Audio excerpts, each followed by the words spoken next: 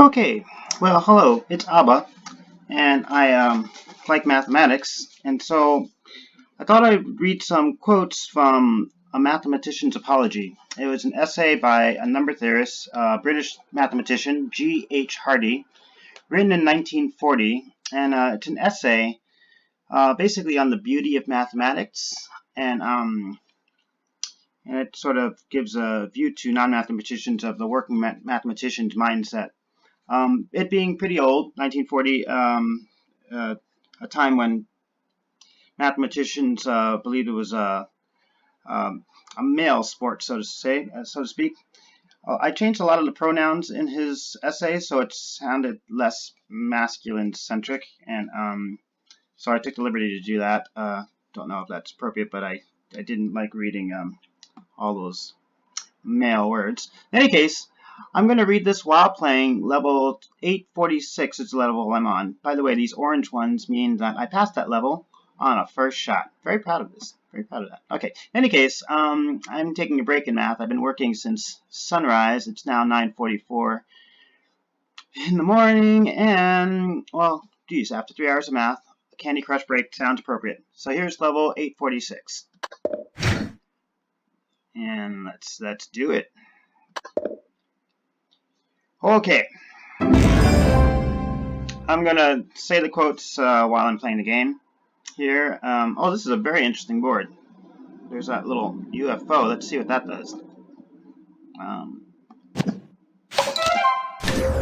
Oh, whoa, UFO, you go. Ah, it bombs things. Cool. All right. Divine. Well, let's begin with the quotes. Again, this is from G.H. Hardy's essay, A Mathematician's Apology. I propose to put forward an apology for mathematics, and I may be told that it needs none, since there are now few studies more generally recognized, for good reasons or bad, as profitable and praiseworthy. How about one more before we go on? The public does not need to be convinced that there is something in mathematics. If a person is in any sense, this is where I changed the pronoun, it said a man before.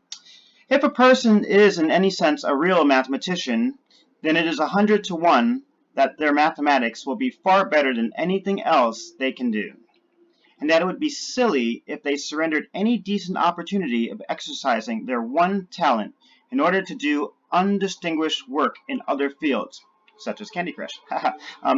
Such a sacrifice could be justified only by economic necessity of age. Tasty. Woohoo! Got that chocolate bomb there. Love those things. Sprinkle bombs, some of them people call them. Let's crush one more before we... Sweet. Okay.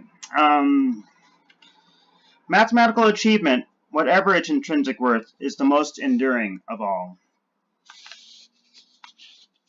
A mathematician, like a painter or a poet, is a maker of patterns. If his patterns are more permanent than theirs, it is because they are made of ideas. Oh, this one's gotta go. Sprinkle bomb mixed with striped candy. Let's do a quote first. A mathematician has no material to work with but ideas, and so his patterns are likely to last longer, since ideas wear less with time than words. Whoa, deep. Okay.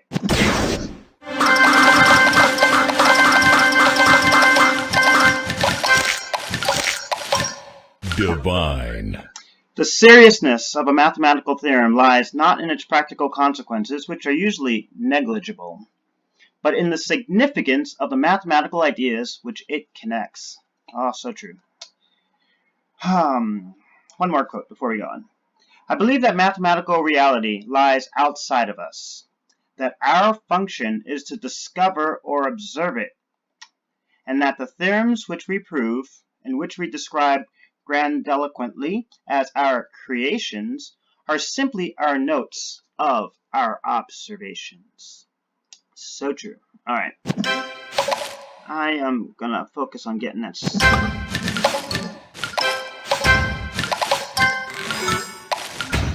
Divine. Okay. How will I get this thing? Well, I'm not concerned myself with that. The mathematician is in much more direct contact with reality. Mathematics is not a contemplative, but a creative subject. So, next couple of quotes I picked were on creativity, mathematics, and poetry. Things I do love. Okay, but I want to... Oh, I have an idea. Oh, yes, this is a good idea. Why can't I click this? Alright, it's being a weirdo. Sometimes my button doesn't work. Okay. Okay, here we go. The mathematician's patterns, like the painter's or the poet's, must be beautiful. The ideas, like the colors or the words, must fit together in a harmonious way. Beauty is the first test. There is no permanent place in the world for ugly mathematics.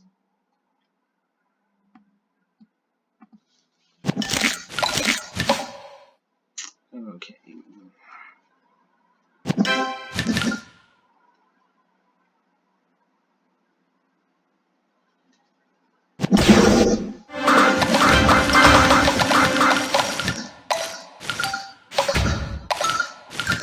Divine. Perhaps 5 or even 10% of people can do something rather well. It is a tiny majority who can do anything really well. And the number of people who can do 2 things well is negligible.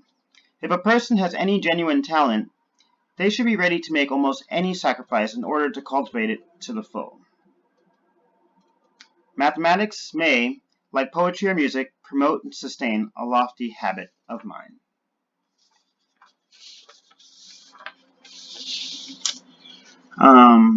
Let's see.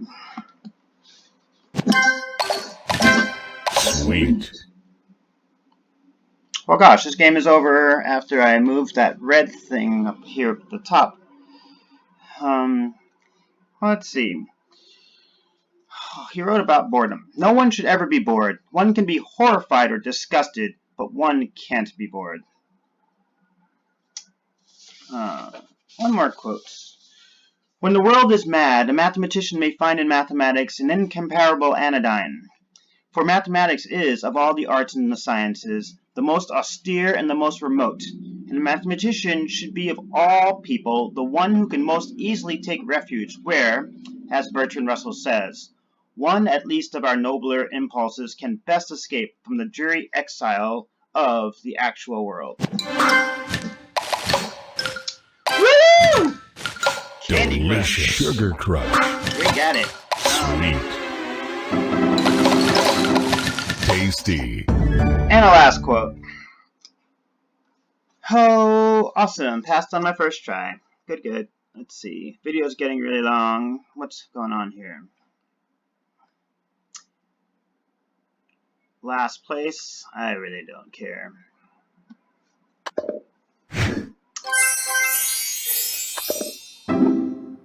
Yay! Sweet. Okay, so I'm not going to go to the next one, but we will have one last quote. I'm not going to play level 847. It's time to do some math now. What we do may be small, but it has a certain character of permanence. And to have produced anything of the slightest permanent interest, whether it be copy of verses or a geometrical theorem, is to have done something utterly beyond the powers of the vast majority of people. Oh, I can't resist one more. Can I resist one more? Yes, last quote. This is from the beginning of the essay, or sort of the beginning. It would be quite difficult now to find an educated person quite insensitive to the aesthetic appeal of mathematics. It may be very hard to define mathematical beauty, But that is just as true of the beauty of any kind. We may not know quite what we mean by a beautiful poem, but that does not prevent us from recognizing one when we read it. Alright, that's all. Thanks for listening to these quotes from G.H. Hardy's Mathematician's Apology while I played Candy Crush level 846. Signing out. Abba. Bye.